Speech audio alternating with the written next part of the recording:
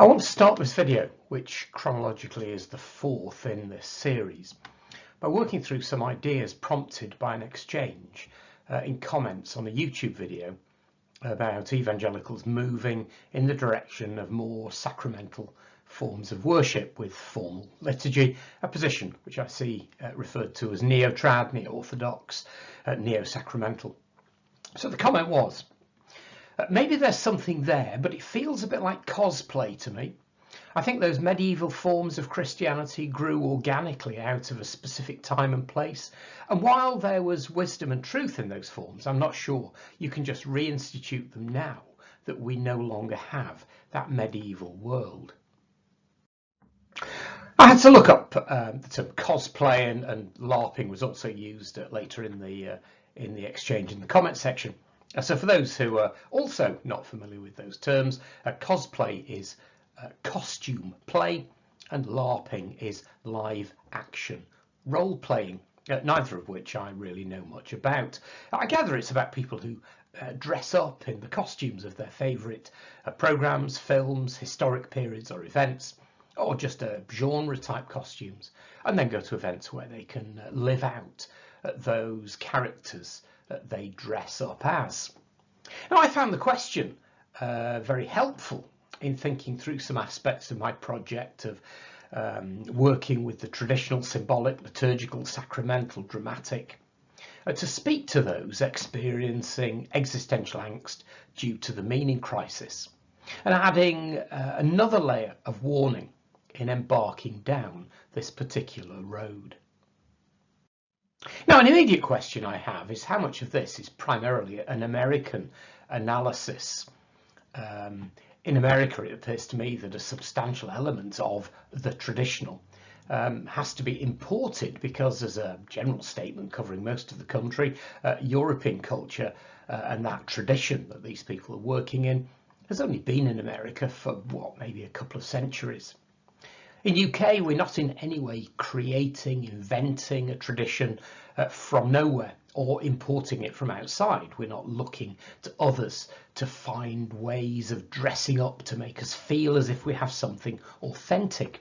Now, I can see that potentially being a valid analysis in somewhere as new as California, but in Europe, simply not the case. We're not people living in a city less than 100 years old, worshipping a building that's less than 50 years old and trying to create a medieval setting.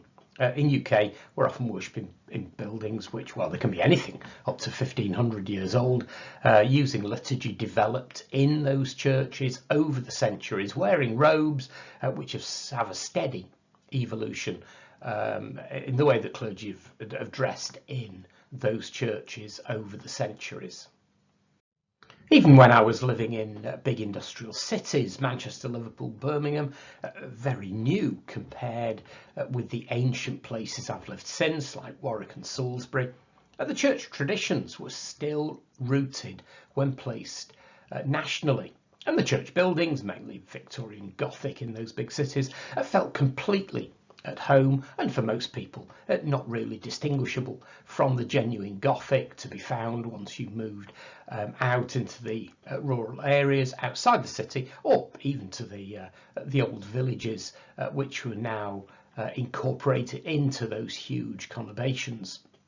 And when I was a parish priest in Liverpool, the churches I worked in were 1875 and 1795. Now modern by the standards of Warwick and Salisbury, but old enough that it's not just playing at being old. Now, very clearly, if God has no reality, then it's perfectly reasonable to see LARPing Lord of the Rings as pretty well indistinguishable to getting into the traditional liturgical, dramatic, sacramental church, which tends to include lots of dressing up for the key players in the services. This is not to say either is worthless, it simply puts them on the same footing. However, the base assumption in these explorations of mine, which I have absolutely no intention of justifying in these videos, is that God is the ultimate reality, who is the author of everything, and therefore what I'm looking at is a project which is exploring how to come into contact with that ultimate reality and its author, and seeing the traditional, liturgical, dramatic, symbolic, sacramental as one route to that, as one route to God within the Christian tradition. So back to the challenging question from the YouTube comments exchange. And okay, let's accept that there is plenty in that traditional, liturgical, dramatic, symbolic, sacramental, which looks like, well, okay, let's say it actually is cosplay and or LARPing, costume play, live action, role play. But the primary axiom of this exploration is that what we are doing is different to someone doing this with Lord of the Rings, Star Wars, etc. Because the Christian story we are working with is deeply and profoundly true and real in ways that the themes and characters of most cosplay or LARPing is not, if I'm guessing correctly what cosplay or LARPing actually means. Therefore, even if the traditional, liturgical, dramatic, symbolic, sacramental is actually cosplay and LARPing, it is cosplay and LARPing something deeply and profoundly true and real, which therefore sets it apart from cosplay or LARPing Star Wars, which is a complete fantasy fiction. What the traditional, liturgical, dramatic, symbolic, sacramental model is doing is helping the community to enter together into God's story. Well, is that cosplay and LARPing? Well, possibly. But in doing that with the traditional, liturgical, dramatic, symbolic, sacramental in church, we are entering into the Bible, entering into the way Jesus' life and teachings have been worked out, starting with the first followers we read about in Acts and Paul's letters, and following it through that very messy, flawed and checkered history of the church over the past nearly 2,000 years. And a very important aspect of this is that it is moving away from Christianity being seen entirely in the realm of ideas, that sort of proof of the existence of God, answers to the problem of evil, or a list of do's and don'ts of moral laws. Following Jesus is more than just ideas. A major flaw I see with the Christian versus atheist debates, well, other than the fact I see debating as the intellectual equivalent of barefist boxing, it's an activity which achieves very little. A major flaw I see with the atheist versus Christian debates is that it's about ideas. It, for want of a better term, it stays in the head. Even the dialogos model, which I'm really in favour of, is entering into good faith conversations, hoping to come away from that conversation having learned something. Even the dialogos model, vastly better than debate as it may be, but it is still essentially in the head. Although the relational aspect of the good faith conversation is moving in the right direction. What we really need to do is move outside the head, move away from pure ideas. I'm not rejecting ideas here. I'm certainly not rejecting theological and philosophical rigour, but I am saying that the Christian faith is way more than that. The Christian faith must be embodied if it's going to stand any chance of addressing the meaning crisis. John Vervaeke, in his work on the meaning crisis, majors on embodied practices. He talks about an ecology of practices, not about ideas alone, but about actions. He personally is into martial arts. We could also look at the work of Rebel Wisdom in UK. Much of what they do is about embodied practices. Even Sam Harris, famous new atheist, he's no longer just working in the realm of ideas, which is where those new atheists started with their debates with the Christians. He is now really big on practice with his meditation app.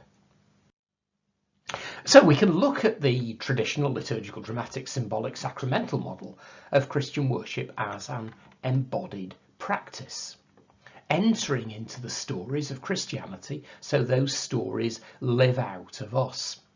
with the reminder that as we do this, we are entering stories which are profoundly real and true. And it's by living in the Christian story through these embedded, embodied practices of the liturgical, dramatic, symbolic, sacramental that our own story is shaped. And one of the most important ways of understanding ourselves is as story. Our story is the only unifying element of ourselves over time. Therefore, to work at the level of story is to work at the most profound level of personal engagement. Okay, let's see if I can develop this by exploring another area that may be linked. Let's go back to a piece of research from years ago, but I doubt it's changed much, which identified the church as, it was close to the last place people expected to have a spiritual experience. Now, this is a major piece of information. I encountered it decades ago. And it's that piece of data which is very much driving this current exploration of the traditional. And a question I want to explore now is whether there is any legitimacy in creating spaces where people would feel more in contact with God. So it's a development of the idea that there is an element of cosplay and Larping in the traditional liturgical, dramatic, symbolic, sacramental, and saying this will be more effective in enabling us to enter into the Christian story if the context of this embodied practice is, well, particularly conducive to meeting with God. Working with the idea then of what is often known as thin places. The idea that the separation between us and, well, for want of a better term, the spiritual realm is very thin. So let's just develop this to clarify what I mean. You're in the middle of Tesco's, you're at a motorway service station, and that context is probably about as thick as it gets. Most people probably feel in those settings a very, very long way from the spiritual realm. Whereas somewhere else, now for me this would tend to be ancient churches, and you feel the spiritual realm is there. You're separated by the flimsiest of gossamer veils, or in fact maybe not separated at all. You just feel you're there, totally immersed in the spiritual. You have entered the presence of God. So this would mean we would do well to do our liturgical, dramatic, symbolic, sacramental in a place which is already a thin place, or work to create a sense of thin place in where we are working. Almost certainly here, in the context of this, I'm looking at church buildings. Now, the Church of England is ideally placed to do this. We have no shortage of places which are, pretty thin to start with, and plenty of others with which, with a little bit of thought, could have that inherent thinness brought out. And the rest, with some real thought, could be made into places which are reasonably thin, which will be conducive to meeting with God. Now, this to a large extent is saying, let's play to our strengths. We've got lots of these old buildings, let's use them. I mean, there's no shortage of disadvantages with these old buildings. Desperately expensive to maintain. Many of them are freezing cold. They don't have running toilets and kitchens, and some of them don't even have electricity. Boy, they've got problems by the bucket load. But let's have a look at what they do have. They have, many of them, a deep and profound sense of the mysterious, of the mystical, of the spiritual, or they can have if intelligently used. So back to repeated themes, said this before, what are the easy wins on this? You're an Anglican, you're in a church building, what do? You fill it with incense, candles, you dress the clergy in our vestments, process, robed choir, led by your alb clad, cross and candles, deliver a ritually well thought through Eucharist, as we present to the congregation those holy mysteries, as we have bread and wine, which we then give to the congregation as the body and blood of Christ with transforming power. Now, this is basically what lots of churches do all the time, so I'm not looking at anything new here. What I am thinking about is being more aware of this aspect of what we are doing in order that it can be delivered more effectively. So the church has plenty of what we could call the weird, the good and interesting weird, the mystical. There's plenty of millennials, that's a fairly major focus of what I'm looking at here. Plenty of millennials may be anti-church, but there's no indication they are anti-spiritual. There are plenty of them who self-identify as spiritual but not religious. What is it then which means they reject the religious, and specifically that ABC position, the anything but Christianity? I don't think this is a rejection of the supernatural and the spiritual. In fact, I think it's potentially, in fact, the opposite. The rejection of the church is because of its sheer ordinariness. You go into church and what's the point? Because it's just not distinctive enough. And very often, a lot of what the church dishes up is just a poor version of what they can get much better elsewhere. I mean, looking again at contrast I frequently make, the Holy Trinity Brompton strand of the Church of England. I mean, they're doing loads and loads of great work, and their services and other activities and prayer meetings, they've got supernatural by the bucket load, and the Holy Trinity Brompton strand is really thriving. Okay, so back to where I started as I try to round off this particular line of exploration. Is working with the traditional liturgical, dramatic, symbolic, sacramental, just cosplay and larping, and is working with thin places, simply providing a rather nice environment for that larping to take place. Well, rather than reject that criticism as invalid, a different line would be to embrace it as a statement of precisely what we are doing, but shift it so what we are doing is not then rejected as something fake. I don't think it is fake, and I think it's worth qualifying here that the concept of the real presence means that when I stand at the altar at the Eucharist and consecrate the bread and wine, there's something deep and profound and mysterious, but also very real, going on, such that what's then given to the congregation is not just bread and wine anymore. It's the body and blood of Christ with transformative power. So I want to shift the narrative from seeing that if the traditional liturgical, dramatic, symbolic, sacramental is effectively cosplay, that then what we're doing is merely a fabricated faux spiritual. Instead, I would prefer to see that working within those wonderful sacred spaces that we have is a way of enabling people to enter into the Christian story in a very real and profound way, as an embodied practice, which therefore has the potential for facilitating that journey towards holiness as God meets them in that story, and through the power of the Holy Spirit affects a transformation of them.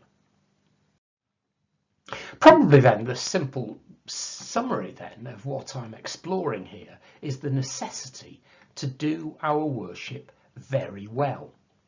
What it actually looks like in the end will depend on the tradition. So an HTB style service and a traditional liturgical, dramatic, symbolic, sacramental are likely to look radically different when they are both done well. Both can be done well, both can be done badly.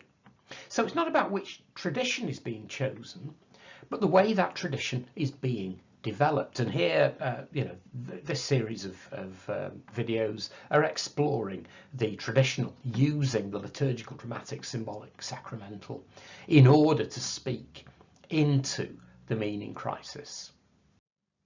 In the COV, we need to play to our strengths. We should be able to work with our thin places, our sacred spaces, and deliver that sense of the mystical and spiritual, to engage with millennials and of course others who are spiritually hungry, and speak to those people who are yearning for something deeply, spiritually, mystically meaningful.